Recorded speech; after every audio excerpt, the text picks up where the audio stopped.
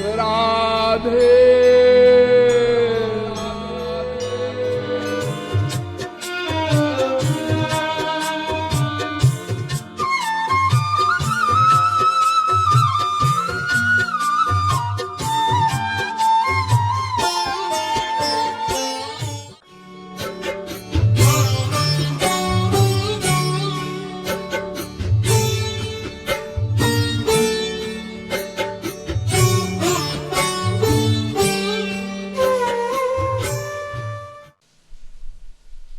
आप इन सब संतों की सेवा करते हैं। जैसे एक मां छोटे से बच्चे की सेवा करती है ना, वो बच्चा तो बेचारा अल्पज्ञ है, कुछ बोल भी नहीं सकता, भूख लगी है तो बोल नहीं सकता, प्यास लगी है तो कुछ बोल नहीं सकता, ठंड लग रही है तो बोल नहीं सकता।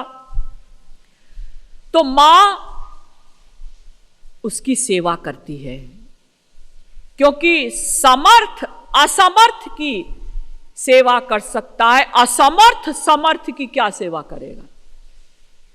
इसीलिए गीता में भगवान ने कानून बनाया, अपना कानून बताया, ये यथा मां प्रपद्यन्ते तांस तथैव भजाम्यहम्। गीता के 4 अध्याय का 11वां श्लोक। जो जीव जिस भाव से मेरी शरण में आ जाता है, प्रपद्यन्ते मेरी शरणागति करता है, तांस तथैव भजाम्यहम्, मैं उसी भाव से उतनी मात्रा में उसका भजन करता हूं। और भज सेवायाम धातु है संस्कृत में, भजन मने सेवा।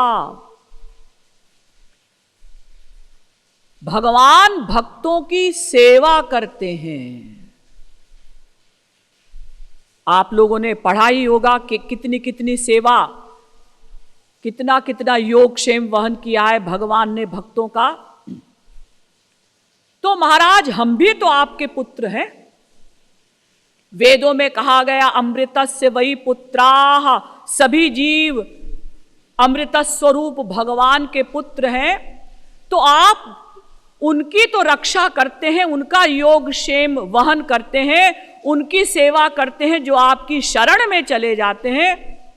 और हम भी तो आपके पुत्र हैं, तो ये कानून फिर हमारे ऊपर आप लागू क्यों नहीं करते।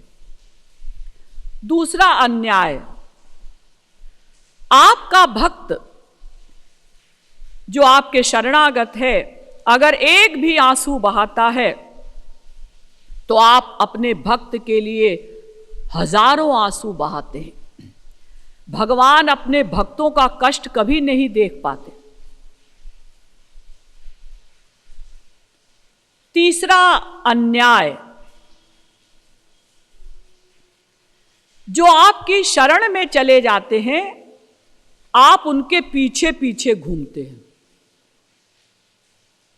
निरपेक्षम मुनिम शांतम निर्वैरम समदर्शनम अनुव्रजाम्य हम नित्यम पूये ये त्यंघ्रिरेणु भी। भागवत के 11वें स्कंद के 14वें अध्याय का 16वां श्लोक।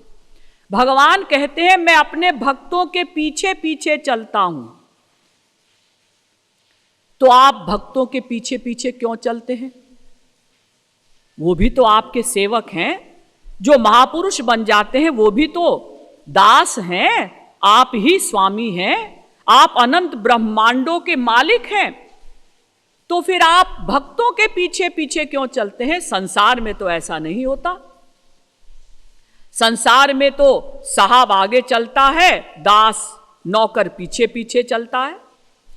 लेकिन आप स्वामी होकर, मालिक होकर, सर्वद्रष्टा, सर्वनियंता, सर्वसाक्षी, सर्वसुहृत, सर्वेश्वर, सर्वशक्तिमान भगवान होकर और अपने दास के पीछे पीछे चलते हैं। क्यों? तो भगवान ने कहा पूये ये त्यंघ्रिरेणु भी। मैं भक्तों के पीछे पीछे इसलिए चलता हूं ताकि उनके चरणों की धूली उड़े, मुझ पर पड़े और मैं पवित्र हो जाऊं। तो महाराज ये तो ठीक नहीं है, ये तो अन्याय है। उन भक्तों के साथ भी अन्याय ही हुआ एक प्रकार से कि आप जो है भक्तों के पीछे पीछे चलते हैं। चौथा अन्याय, जो आपकी शरण में चले जाते हैं आप उनको अपना धाम दे देते हैं, भले ही वो कितना भी बड़ा पापी हो, उसने कितने ही पाप किए हों, लेकिन सदा सदा के लिए आप उसको अपने धाम में, अपने लोक में बुला लेते हैं। सोचिए, ऐसे पापी वाल्मीकि जी, अजामिल वाल्मीकि जी इतने बड़े पापी कि वो राम नहीं बोल सके। नारद जी ने कहा, बेटा राम राम बोलो, सब पाप तुम्हारे धुल जाएंगे। नहीं बोल सके। क्यों? इतने पाप किए थे उन्होंने कि उनकी जिह्वा से राम शब्द स्फुरित ही नहीं हुआ। ऐसे ऐसे पापियों को आप अपना लोक दे देते हैं, और वो दिव्य लोक जहां माया का कोई सामान जा ही नहीं सकता। न तत्र सूर्यो भाति न चंद्र तारकम नेमा विद्युतो भांति कुतोयमग्नि। कठोपनिषद दूसरे अध्याय की दूसरी वल्ली का 15वां श्लोक। यही श्लोक मुंडकोपनिषद में भी है, दूसरे मुंडक के दूसरे खंड का 10वां मंत्र। और यही मंत्र श्वेताश्वतरोपनिषद में भी है, 6वें अध्याय का 14वां मंत्र। यानी आप अपना वो दिव्य लोक जहां ये सूर्य चंद्रमा वायु अग्नि भी नहीं जा सकते, वो दे देते हैं अपने भक्तों को। न तद्भासयते सूर्यो न शशांको न पावकः यद गत्वा न निवर्तन्ते तद्धाम परमं मम। गीता के 15वें अध्याय का 6वां श्लोक। ऐसा दिव्य धाम आप उन शरणागत पापियों को दे देते हैं। उन्होंने भी तो अनंत पाप किए हैं, केवल वो आपकी शरण में चले गए, तो आपने ऐसा दिव्य धाम दिया जहां की हवा भी अगर कोई परमहंस ग्रहण कर ले, नासिका रंध्रों में जहां की वायु भी अगर परमहंस की नासिका में चली जाए तो उसकी समाधि खुल जाती है, समाधि भंग हो जाती है। जहां का रज कण भी कोई देख ले अधिकारी जीव, तो उसको उतना ही आनंद मिलता है जितना ब्रह्मानंद में मिलता है। बल्कि वो ज्ञानी ब्रह्मानंद को भूलकर प्रेमानंद में सराबोर हो जाता है। क्यों? क्योंकि भगवान के लोक में जो सूर्य है, चंद्रमा है, वायु है, अग्नि है, जल है, पृथ्वी है, वो सब भगवान ही बने हैं। भगवान ही वहां सूर्य बने हैं, भगवान ही अपने लोक में चंद्रमा बने हैं। इसीलिए वहां का रज कण भी कोई परमहंस देख ले तो समाधि हो जाती है। तो ऐसा दिव्य लोक आप उन शरणागत जीवों को दे देते हैं जिन्होंने अनंत पाप किए हैं। तो ये तो अन्याय है ना महाराज। फिर आप हमको अपना लोक क्यों नहीं देते? और भी आप अनंत कृपाएं उनके ऊपर करते हैं, तो ये तो फिर अन्याय हो गया। भगवान ने कहा कि देखो, तुम जो कह रहे हो ठीक कह रहे हो, लेकिन एक बात बताओ, तुम कुछ कानून जानते हो? हर कानून में सब सेक्शन होता है। जैसे ये कानून है कि अगर आपने किसी का मर्डर किया तो आपको दफा 302 आपके ऊपर लागू हो जाएगी, आपको फांसी मिलेगी। लेकिन अगर ये सिद्ध हो जाए कि आपकी मर्डर करने की मंशा नहीं थी,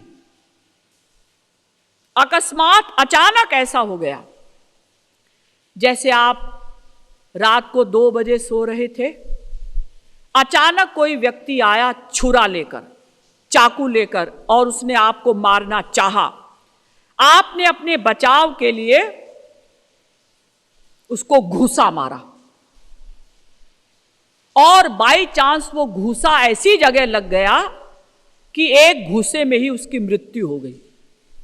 अगर कोर्ट के सामने ये सिद्ध हो जाता है कि आपकी मंशा नहीं थी उसको मार डालने की, आपने अपने बचाव के लिए उसको मारा था, वो आपको छुरा मार रहा था, तो क्या हम अपना बचाव नहीं करेंगे?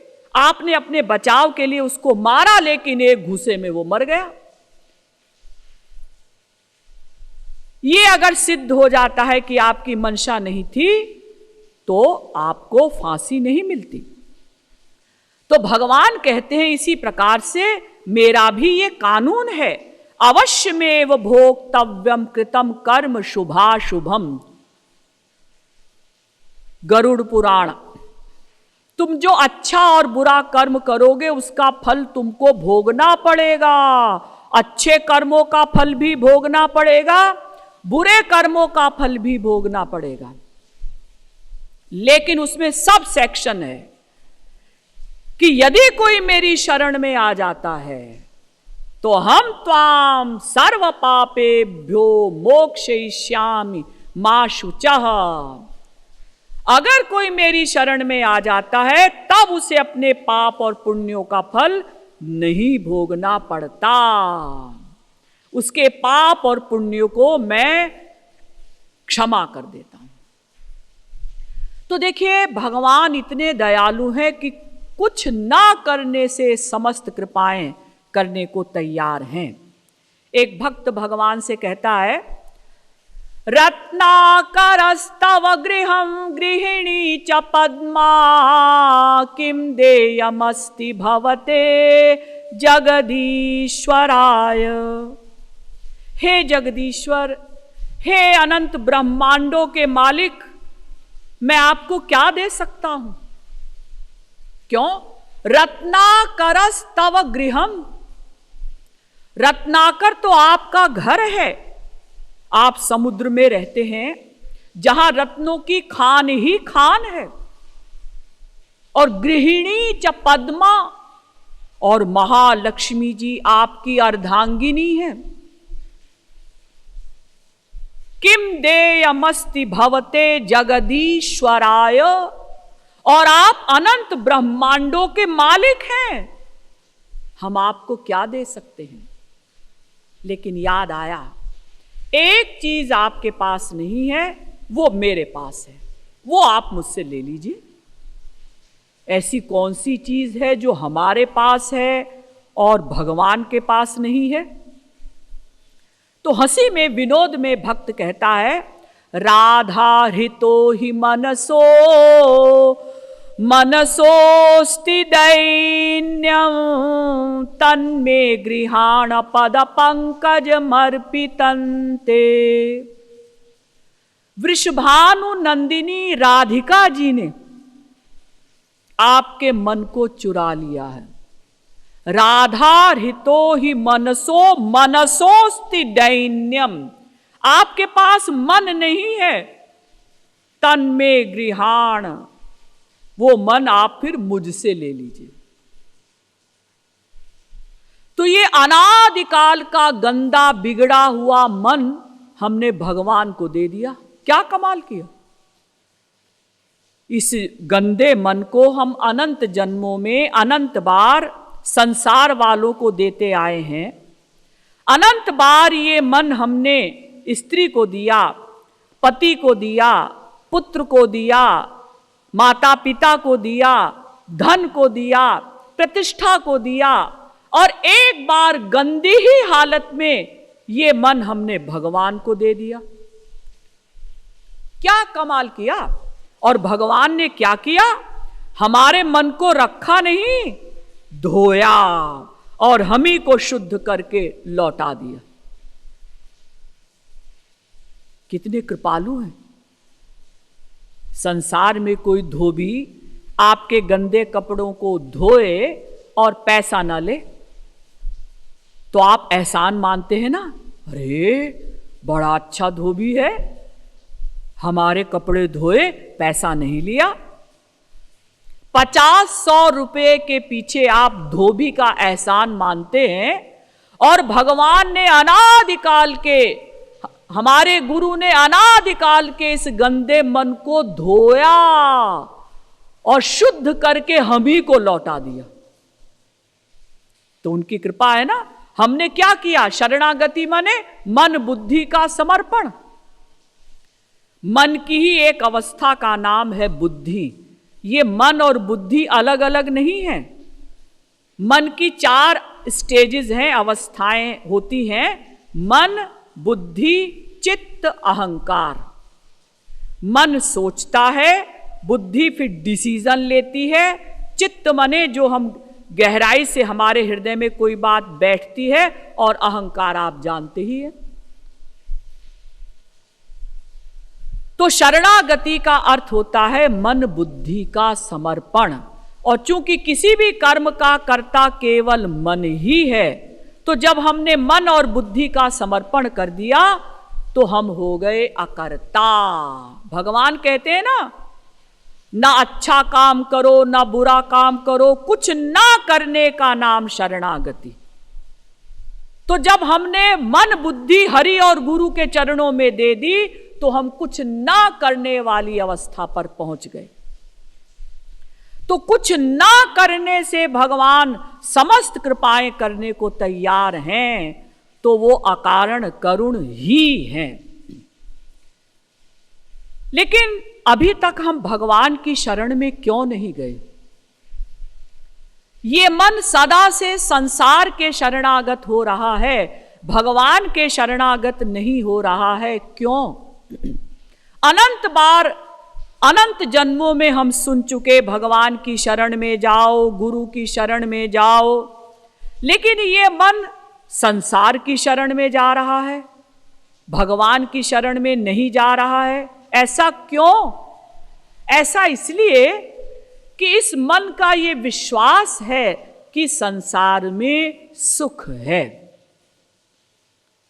और मन एक है। 2 मन होते तो एक मन को हम संसार के शरणागत कर देते, एक मन को हम भगवान के शरणागत कर देते।